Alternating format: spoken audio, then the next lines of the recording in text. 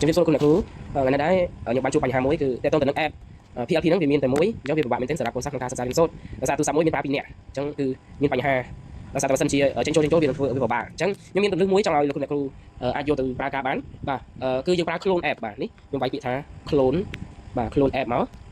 បាទអញ្ចឹងវានឹងចេញប្រភេទ app នេះបាទអញ្ចឹង app នេះគឺយើងអាច clone app រាប់រយបាននៅក្នុងទូរស័ព្ទយើង clone ហ្នឹងបានន័យថាធ្វើឲ្យ app ហ្នឹងវាមាន2ក្នុងទូរស័ព្ទយើងតែមួយបានអញ្ចឹងបន្ទាប់ពីនេះហើយយើងចុច download ធម្មតាមកបាទហើយនេះខ្ញុំនឹង copy link ដាក់នៅក្នុងវីដេអូនេះលោកគ្រូឬក៏បងប្អូនទាំងឡាយណាអាចយក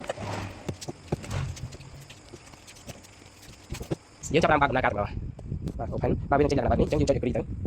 បាទបន្តមកទៀតនៅទីនេះគឺយើងអាច clone បានហើយបាទខ្ញុំចង់ប្រាប់ថានេះសញ្ញាปุ่มនេះអញ្ចឹងបងត្រង់នេះគឺយើងចឹងមកវានឹងដំណើរការហើយបាទអញ្ចឹងយើងចុច while using the app ចឹងទៅទី1ហ្នឹងបាទចុចមកបាទនេះយើងអាចចូលនេះបានហើយបាទយើងអាចយក QR code ពីណាមកនេះ QR code វាលោតអីយើងបញ្ចូល QR code មួយមកបាទអ៊ីនធឺណិតយើងយឺតបន្តិចអញ្ចឹងបានថ្ងៃនេះមានបញ្ហាអ៊ីនធឺណិតឬក៏ app វាមានបញ្ហាហើយដោយសារតែមនុស្សចូលច្រើនពេកអញ្ចឹងទៅវាចាប់ផ្ដើមមានភាពយឺតយ៉ាវអត់អីទេអញ្ចឹងខ្ញុំសុំចេញវិញបាទអូខេឥឡូវមួយទៀតសិនបាទអញ្ចឹងនៅតែអាចថែម app នឹងមកទៀតបានអញ្ចឹងខ្ញុំកលទៅ PLP ហ្នឹងទៅ PLP អានេះចូលស្អីកលទៅ app ហ្នឹងទៅបាទវាលោតមកទៀតហើយបាទអញ្ចឹង permission បាទរៀងយឺតបន្តិច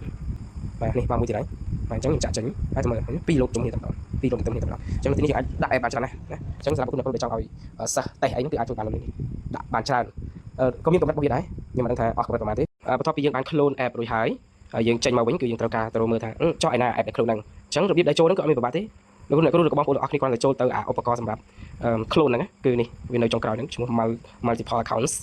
បាទអញ្ចឹងយើងចុចលើនឹងមកបាទនេះគឺ app ដែលយើងបាន clone ទុកទៅនេះអញ្ចឹងយើងអាច clone ថែមទៀតបានណា clone ថែមទៅតាមចំណងរបស់យើងអញ្ចឹងទៅអញ្ចឹងឧទាហរណ៍ខ្ញុំ clone មួយទៀត